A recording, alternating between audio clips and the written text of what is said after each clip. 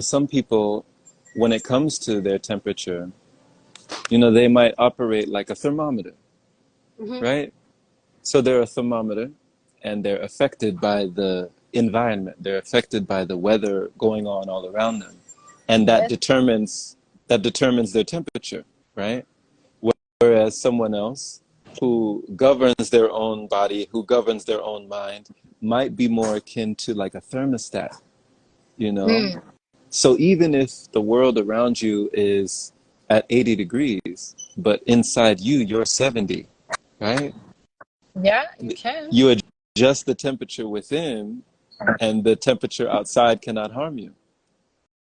That's true. I don't even think like the temperature outside is not a harming thing. It's just about being in that balanced mode, basically. It's not that if it's too hot, I don't think I can get harmed or anything, but it would just like kind of like disturb my enjoyment of the moment, you know, somehow. But yeah, I see what you mean also. Yeah, you can control that, your environment on the outside. It's also from inside, everything's from inside.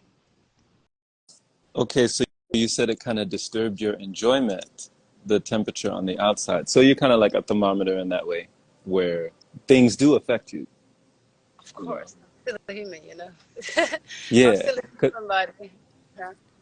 because one thing you taught us, Nabiha, you taught us about the mind and how it's all mental, right?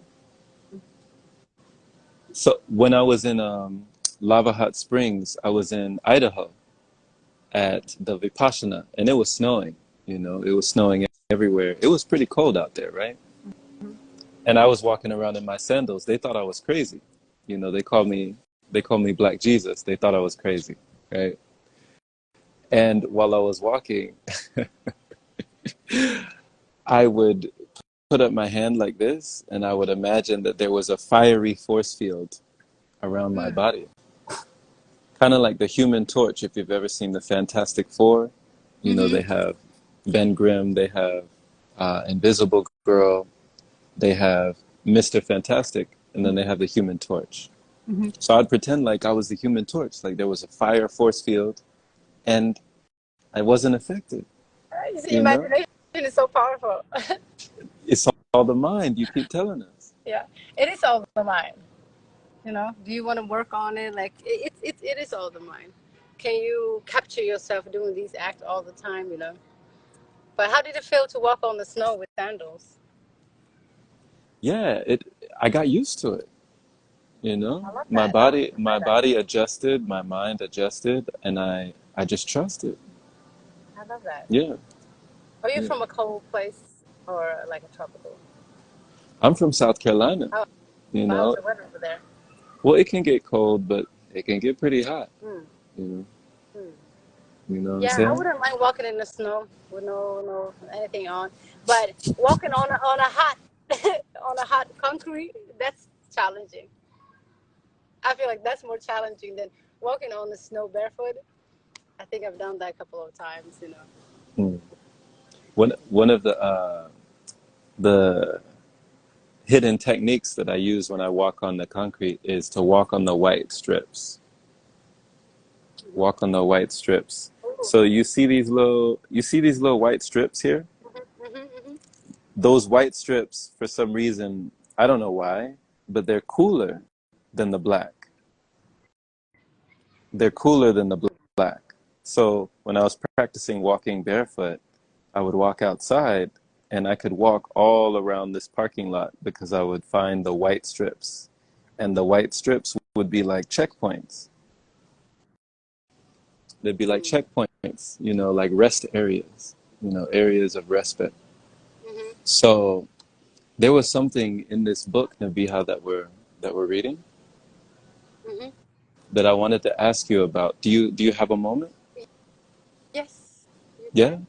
can. Okay. If I have digested everything, I just read everything last night. Oh my goodness, I'm Of course. on. Yeah, I just ate all the words last night. So You ate it up. yes, Yeah? You carefully. had, you had a late night I have dinner, a late breakfast. night. I have. haven't slept yet. I'm still reading. I don't even know why I brought the book. It's like it's glued into my hand. I just walked out. I was talking to you, but I'm like, why did I bring the book with me? But yeah, I'm hooked. Yeah, She, sure. she's hooked on the book. I like this. Um, oh, hold on one second. Cheyenne says, I feel like nirvana is when you reach the experience that helps you balance elements, like a baby deer learning to walk. Wow. How does that resonate with you? Um, I think everything is a balance. So I think it's just whatever you do is just mastering your own mind somehow. So yeah, I agree. Oh, that's pretty. Thank you. Yeah, I, she gave you a flower, yeah, Sabrina. yeah, You said everything is mastering your mind. Is that what you said? yeah. Everything, no matter what it is, it's just mastering the mind because the mind is responsible for separating everything, right? So even these elements, it's just the mind that's making up. The hot and the cold is a concept mind that's wrapped around in the mind. Okay, so here's a question from Solde pertaining to what you just said on the mind mastery. Hmm. She says, hey, can I ask y'all something? Kind of relates to what was talked about. I just had an interaction with someone in the store.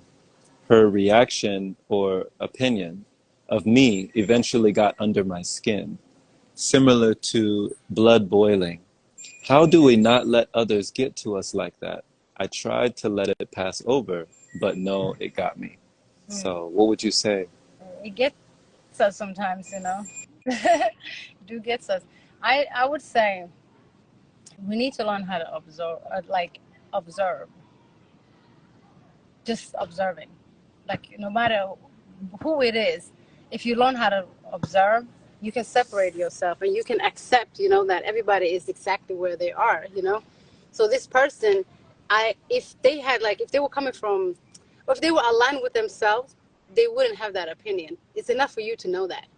And once you know that, you can't just add fuel into the confusion. You should step away and observe that, react whatever that's happening, the action, and not react it.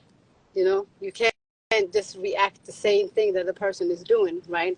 By having a reaction towards what they said, because then that means like you're on the same state of mindset, you know. But if you just understand that everybody is battling their own mind and that person's consciousness is exactly there, you can separate yourself and then observe the action. Okay, so are you saying like, so don't add fuel to the fire and it won't keep burning? Is that Mm-hmm. what you're saying? Mm-hmm. It's best when you ignore the person's action instead of reacting, actually, because Ignore it. now you give a meaning to whatever they had in their mind. There's something to argue about. But if you see the person is battling its own mind, because that's the only way you would have that kind of conflict with the strangers. It's something that's coming from within you. That's very confusion, like that is coming from you. But if you react on that, you're not different from the person. You're exactly the same mindset because this made sense to you as well, just as it makes sense to the person. But if it doesn't make sense to you, you have to step away and then watch the person do itself. You can do it with them. You know?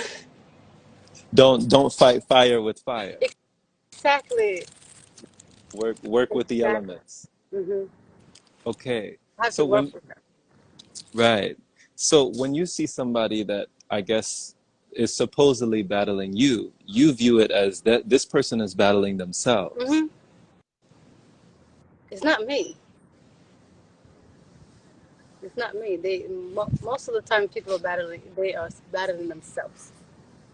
Because if you're peace with yourself, you can't just walk out of your door to just create that kind of energy. It doesn't make sense. You just, oh, sorry. Did you hear me there? I said, you just stream whatever that's from within. So always know, like everybody's movie's playing from within. Your show is going, whatever that's from within you, that's what you display it to people, you know? So nothing right or wrong. This is your show, that's their sitcom. Yes, that's their show. This is your show. Okay, you might be on different channels, but it's nothing you can't handle. Exactly.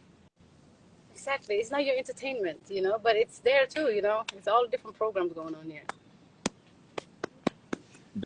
Very interesting, Nabiha. Very interesting. Soul Day says, yeah, I appreciate that. I tried to stay observing, but I eventually got to feel like I was going to cry. It's hard to stay in observation at that point. No, that's so true what you just said. Thank you both. Still working on my inner image. Yeah. When Working it on my makes inner you image. when it makes you feel that type of way, always observe the feeling instead. Not the situation, but the feeling. Why that feeling is not because of towards that action only, but it's something from within. So observe the feeling. Why do you feel like attacked? But some people can really feel frustrated because of some other people's opinions. Or that person is not awake. It's none of your business. If the person is awake or not awake, whatever they're doing, how they're not doing, all of that. If you could cling on to that and then start making your own show out of it, then you have an issue because you have your own show going on. You need to focus on your show. Leave other people's shows alone. It's like just know everybody has their own show. But this person's show is going this direction. I don't like it. No, it's not your show. Let them go upward, downward, however they want to go. Watch. If you're not entertained by it, leave. Leave. It's not for you. But if you're still there, you're judging, then you have something from within you, judging somebody else's show. You know. Okay, so it's like you have the remote control. Hmm. You can change the channel. Hmm. Or you could turn off the TV. Exactly. You can't change the script, but you can turn off the TV. Shut the show. But you can't change the script. People want to change people's scripts. You can't do that. You have to write your own scripts. When did you go outside? She was outside. Go and get Mickey out. I'm almost done here. Sabrina's waiting. Oh, if you have an appointment to keep, we won't keep you.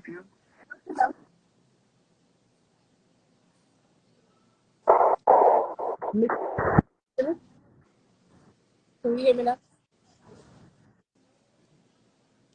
You can't hear me? A little bit. Say something again. You don't want That's weird. Can you hear me now?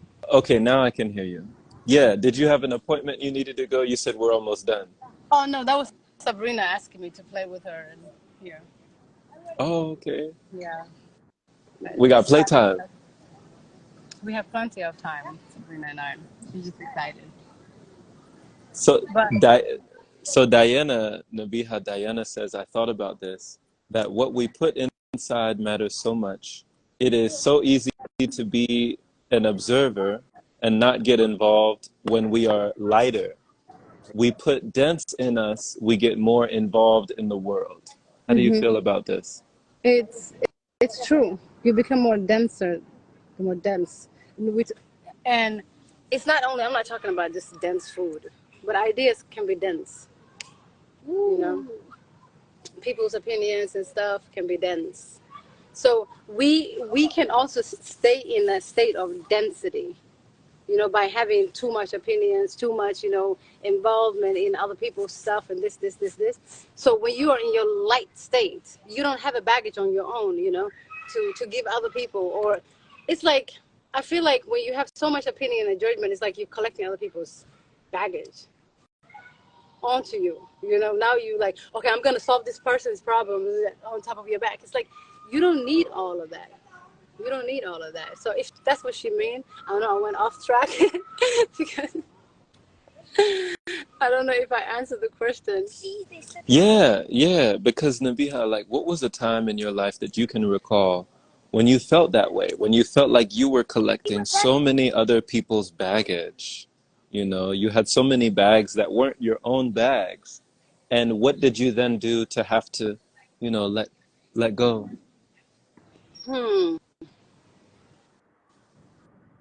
I used to carry a lot of loads for people because I thought I could help all the time. It wasn't a place of judgment because it can be two things. That's why I say like the good and the bad. There's never a good or bad. It's always in the balance. So even if you think you're doing something good and you think you're helping somebody all the time, and and you putting baggage on to yourself as well. So it's not just like judging people that is baggage, but trying to fix other people, trying to help other people. That also is a baggage that you're putting upon yourself, because you can never fix anyone but yourself. Nobody. No, can you put it in the freezer and I will come? Okay. Mika usha kuda anita joga. And yeah, so you can never fix anybody. So that's the kind of baggage I accumulated throughout my life until I was like, oh my God, you know what? This is yours. I just give it back to people. This is yours. Here, you can have it. You can have it. And I became so light, because some people will never stop. They become so addicted to the help, that it will take away so much from you. So you will just accumulate more of their problems. Now you're like so many different people. You don't have just your own problem, but you have everybody's that you're trying to help. Everybody's, And at night, maybe they don't even sleep thinking about their problems, but you're the one thinking about it. So, yeah, I've learned how to let go the hard way. Mm-hmm. Yeah. Thank you for sharing that, because would you say that the load was heavier because you were trying to help? Mm-hmm. It was heavier when I was trying to help instead of like helping myself, because I've learned how I can help by helping myself. Because when I extend myself to others and help others, I forget myself. But if I work on myself, then I remember everybody. Does that make sense? I won't leave anybody out if I start with myself. But if I start with everybody else, I will sure forget a lot of people, including myself first. So then I'm not helping anybody. I see. So we try to help someone else for the sake of ourselves. We forget ourselves when we try to help someone else. But if we help ourselves, we help everyone else. Mm-hmm. Exactly. Because I first thought like, I don't know, the feeling of helping someone else may, make you feel good or something. But in the long run, you're just accumulating other people's problems. Yeah. You can't solve problems like that. It's never from outside. It's from inside and out. Yeah. What was the sensation of that in accumulation? Because like you said, we're not just burdened by our own baggage, but burdened by the baggage of others. What do you remember feeling when you had all those people's bags on top of you? Responsibility, really. I used to call myself Dr. Phil. It was always like everybody come with their problems to me, and then I would always have to find some way to help them. I remember this friend of mine, I took her whole high school diploma for her. Every exam, I was the one that was going for her. I'm not kidding. She looks like me, so I was just taking her ID. And then eventually she wanted me to take the, bachelor's degree for her. I'm like, leave me alone. I can't do that for you. Wait, what are you saying? Are you saying you impersonated one of your friends? You had a secret identity? No, my friend, she chose this major, whatever she went to high school, and then she just wanted to finish school. And I could do those things effortlessly. So for her, it was like, please, can you just take the exams and stuff like that for me, read this. So she just gave me the book like a few weeks before, and I took the exams for her. And then when she got all the grades that she wanted, she won't even leave me alone. Now she wanted me to get into this college. She's like, I need to get into this college. You need to do this exam. And I'm like, no, I'm done. If I do this exam for you to get into this college, how are you going to manage the college? It doesn't even make sense. So I've learned that people will never leave you alone. Even if you're just trying to help, they will just more and more. You give them a hand, they take the whole arm, So it was too much. It was too much. I had one that I used to kind of like babysit for 12 years, do this, do this, do this. And sometimes I think about it because some of those people are exactly where I left them, because they were so addicted to me creating the moments for them that they lost the ability to create their own moments somehow. It was difficult for them to create a moment that they feel like, okay, I am in charge of creating my moment. I wake up, I create whatever. you know, so they were always part of my moments, if that makes sense. Yeah. So it felt like pieces of you were being taken. Like she was taking your hand, she took your wrist, she took your All of arm. it, all of me was gone eventually. I didn't even know who I was. I really didn't know who I was. I would have people live with me for months and months and months, and I wouldn't even, I wouldn't even know. You know, I'm providing for everybody as well, on top of them living with me. Then I realized, oh my God, you know, this is going too far. You know, I don't have just 3 kids. I've got like 12. It's too much, too much. Okay, so you were raising a lot of folks. You had a lot of children, Yeah, yeah, you you can know, imagine. that you have that. I mean, you've always had this motherly instinct, you would say, to care, to be a caretaker, to be a giver. I was a giver. Um, I don't have that mother instinct that I take care of them in that kind of sense. But I'm more like an advisor on everything. Like I have an answer to most of the things that they ask for, and I never actually knew why I had the answer, but I seem to have the answer to whatever problem they had. Yeah. Some people, you know, just need someone else to think for them sometimes. Did you ever ask yourself why you always had the answer? I, I did ask myself, but I think they also have the answer. I think they were the one that was giving me the answer because I was analyzing them, and they come with the question, and they come with the answer too. Most of the times when they come with the question, they have the answer as well. Yeah. I don't have the answer stored for them. I just I extract the answer from them, right? So, yeah, yeah, I think that's why. This is interesting because, you know, I've definitely been in relationships, companionships, and even partnerships where I did feel like there was an imbalance, you know, Hmm. like a caring, a giving, but then also a receiving or taking, you Hmm. know, and it sometimes felt like a design of your own making. Like somehow you had slipped into this dynamic and didn't really understand when or why you had fell into that dynamic. So when you were talking about your friend who, you know, had you taking her test, had you taking her exams, and then had you passing the bar, and then had you walking the stage, and had you accepting the diploma, and all this stuff just for her, and then wanted you to do the same thing for other degrees, you know?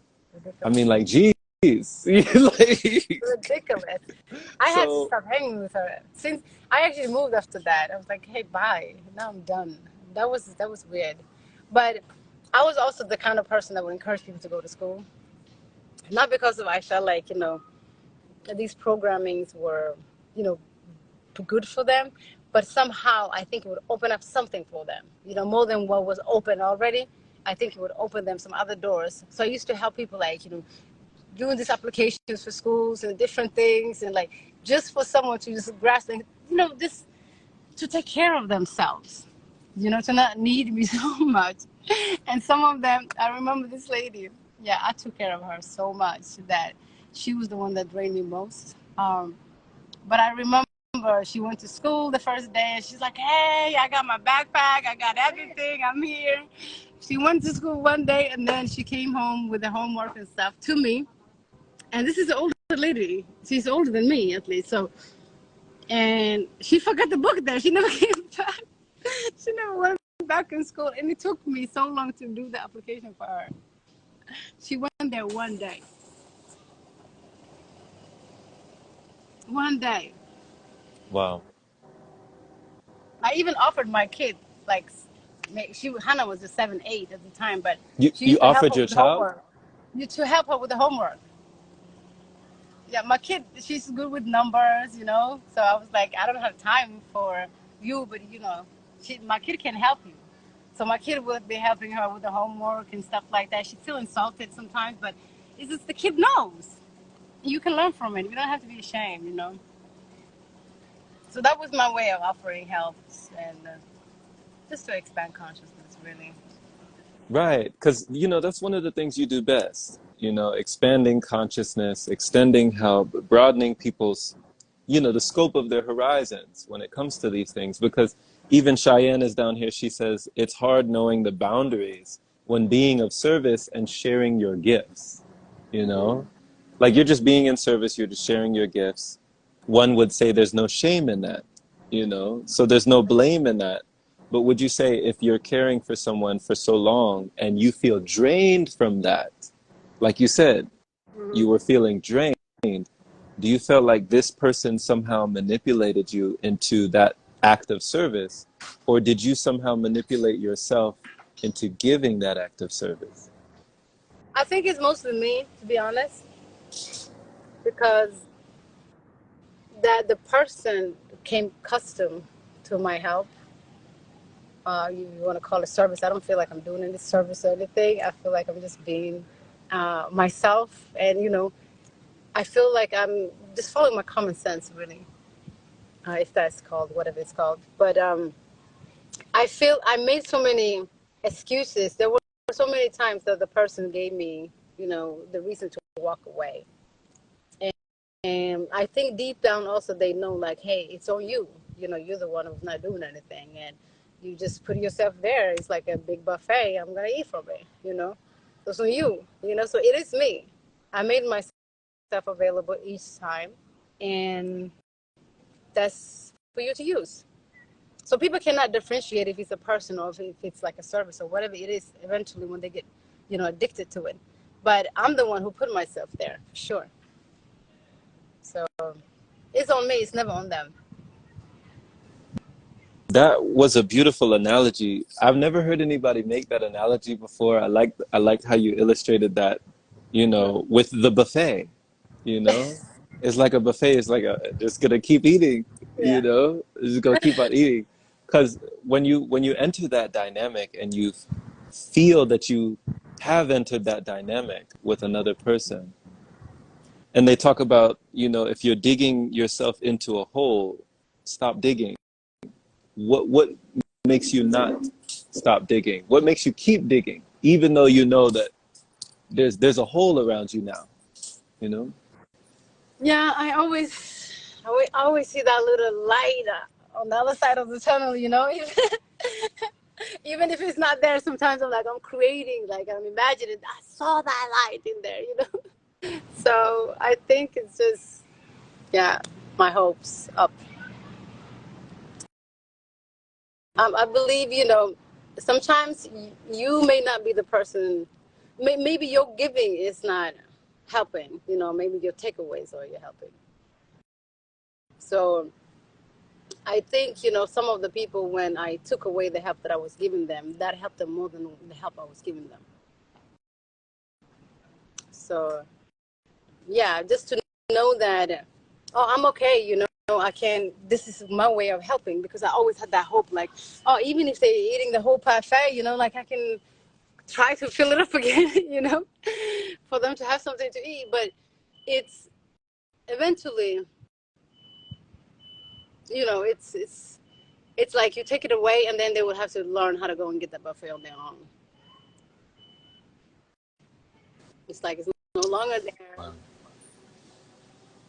That's deep. That's deep. Because, I mean, how does a bird, you know, usher its youngling, you know, the little bird that's in the nest that has to fly out of the nest or learn how to spread its own wings? How does a bird do that? Hmm. Does it, The push, it just push? yeah. The push, yeah. It's like the bird is like, you know, no bird is like 100% sure that it's going to survive its first fly, right? They just have to jump. They have to make the trust, right? It's not like, I think that's the reason why the birds have that freedom, because they don't have an easy start like us, you know, like the tallest trees, you know, you just have to jump, you know, you have no choice. Jump. So they make the jump sooner than us. Maybe that's why they gain the freedom sooner than us. Huh? Almost. Ooh, let's not glaze over what you just said, okay? Let's real quick. What did I say? That was powerful. Did y'all hear that? You said because they make the jump sooner than us. you know, that they have that freedom sooner than us, or it feels like they have. We even have sayings, right, Nabiha? We have sayings like free as a bird, you know, free as a bird. I'm going to fly like an eagle, right? Yeah. Free as a bird. But we underestimate the steps that it took to make that jump, Hmm. to take that leap, Yeah. you know? Yeah. They're more, you know, they have more courage than we do. Trust me. The birds do. And I think it's that courage that made them gain that freedom. It's the courage that gains us freedom. Yeah, courage will give you wings. Yeah. I really believe that. So it's not Red Bull. No, it's not Red Bull. Red Bull do not give you no wings, you know? Yeah. It's It's your courage. courage. Yeah, it's courage. You know, when you have to even jump, right? Flying does not have to look like, you know, like the bird. But freedom does not have to look like, you know, flying like the bird. The problem is also that we create images and then we want to reach those images, you know? So when you think of like flying, don't think about like that you're going to grow some physical wings and then you're going to take off. You're not. It's just the moment when you realize you are free to be you, you know? You're free. And then you'll realize the rest will just come together as well, you know? But just creating that image of like, oh yeah, but I'm growing some wings right now. People will wait for those wings and stuff. Just we need to stop. You know, Nabiha, earlier you were saying that sometimes when you've dug yourself into a hole and you keep digging, can you hear me? Yeah, I can hear. You know, you said that sometimes when you've dug yourself into a hole and you keep on digging, despite your own, you know, inhibitions or maybe your own intuition, you somehow see the silver lining, or you see, and you said you hold on, you have hope. You have your hopes up that there's a light at the end of the tunnel. And one person told me hope is like an acronym for holding on to positive Mm-hmm. energy. You know, hope, holding on to positive energy. So at what point would you say that hope is not enough? That's when, you know, that little light just stay there. You never get there. You know, it's just there. When you realize it's an actual illusion that you have made sometimes, you need where you find the answer, like letting go of that hope. You can't just keep on hoping. That's what most of us used to do. Is like, you know, live in hope that you come to paradise, hope that you know, this it's all about hope. I really don't like that hope. It's like it gives me like an uncertainty feeling, like I'm not sure whether it's going to happen or not. So to have a little certainty in it, maybe remove the hope and then replace it with trust. I think that works. Yeah. Okay, so when you remove hope and you replace it with trust, it becomes less of a wish and more of a must. Mm-hmm. Exactly. Exactly. Hope is just nothing but a wish sometimes. Yeah. Yeah. It is actually. It's just nothing but a wish. I wish this person could just take their own will, you know, instead of just like, okay, let me drive my own car, you know. Eventually, they will get in your car for too many times, and then they will realize they have their own. You know, you have to show them how to drive. You have to be the best thing you can do. Okay? Okay, okay? 5 minutes to see how to. So, what was I saying? You said you have to show them how to drive, you said. Yes, yes. So basically, the best thing we can do is be ourselves, right? So if when you find out that you are your driver, you need to start driving your own car and not try to tell everybody else that they are a driver. Wake up to your cars or whatever. Just keep on driving your car, fix your car, drive your car, and then they will know what places that you're going to. They will ask you like, well, how did you go there? Oh, I'm driving. You know, how did you drive? Oh, I did this, you know. So then eventually they will figure out. But if you just get out of your car and then tell everybody else, hey, you got a car, like it doesn't work like that. Just learn how to drive yours. And learn how to drive yours. I know I'm complicating things with my car analogy, but yeah, really, eventually they will ask you, like, how did you get here? How did you get there? Do I have a fast car? What car, you know? Yeah, the questions will come from them. You know what's interesting? There are people right now being born who will come up in an age where they don't have to learn how to drive. Mm-hmm. Do you know what I mean? Like we already have self-driving vehicles that drive themselves. Mm-hmm. You know, you've seen them if you've ever gone down the road. You might have seen like an 18-wheeler or a truck, and there's no driver. Mm-hmm. It's just Yeah, the steering wheel is there. The truck is driving itself. that's the So avatar version of the human beings. say again. That's the simulation version of the metaverse, you know? Metaverse, there's like car driving themselves. There's no chauffeurs anymore. I think our consciousness is leaving also, just like the cars are getting into this, self-driving thing. I think we're also getting more like technological beings. I don't know how to, like, the more we turn into that metaverse, I feel like we won't be any drivers in our vehicles. Not only the physical ones, but in our vehicles as well. It'll be self-driving cars. But there are also times where you feel you're on autopilot. Hmm. Like there's a cruise control that has been set, and you're just kind of, are you Yeah. driving or are you being driven? That's just me, like putting on the memory. Like if I go on the same routes, like my meditations, my qigong, those are autopilots. I put them on autopilot. It's not like I don't put the effort on remembering them. I don't have to remember them. I don't have to make them into like effort on me driving. I drive there every day, so I might as well just put on the autopilot.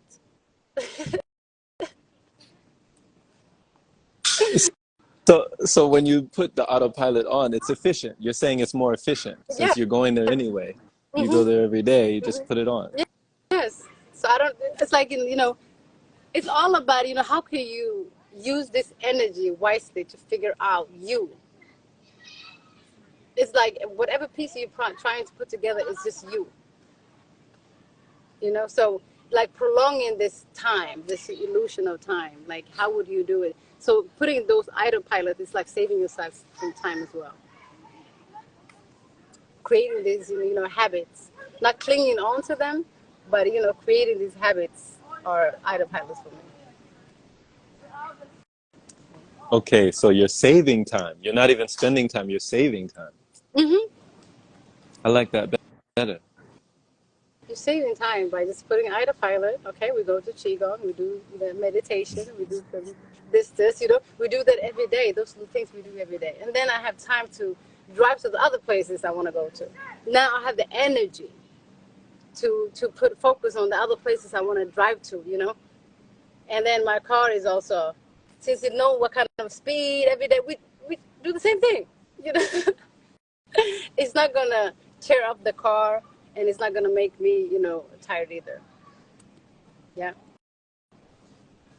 Beautiful. Beautiful. Before we go, can I just read this one passage for you Hmm. out of the book that we're reading? I wanted to just real quick, Okay. right before we go. So it's on let me see. You have the book in front of you, right? Yep. So it's actually, oh, I didn't even know this. That's cool. It's on page 33. Ooh. Page 33. So just read the first paragraph. The I'm not legacy. gonna read. You read it, right? Okay, okay. I don't like We're to reading. read out loud She here. doesn't like to read. My bad. I forgot, y'all. She doesn't like to read. Nabila doesn't like to read. Um, I don't like so to read. we're reading The Legacy of Yang Chen by F.C. Yi. It's the Avatar series. And on page 33, it says, the common misconception about meditation was that you were supposed to completely erase the slate of your mind. Untrue. Thoughts were allowed to come and go. The duty of the meditator was to observe them until they passed, proving you and your mind's chatter were not one and the same. What did you think about when you read that passage? Because I know you're further than me. Yeah, it's a lot of good points in the book. So I passed that page long ago, but yeah, I captured that part as well. And throughout the book, they're talking a lot about that. And it is to separate that. It is the truth. When just like the bubble video that I made, that's what this tells me about the meditation and the thoughts, and just realizing that it's being in calm in the storm. What did it tell you? What So, did you take from that? so for anyone who hasn't seen your bubble video, who hasn't seen the bubbles, what was your explanation in that video with the bubbles?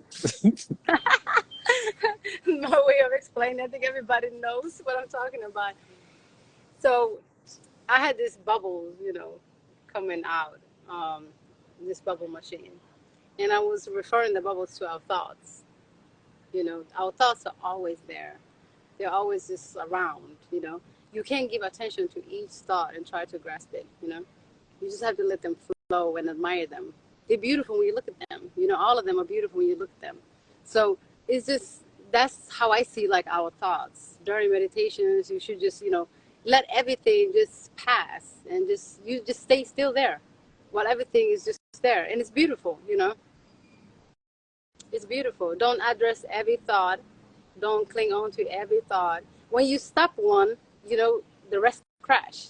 And it doesn't even make sense. You stop this one, then there's another bubble going there, another bubble going here, another bubble there.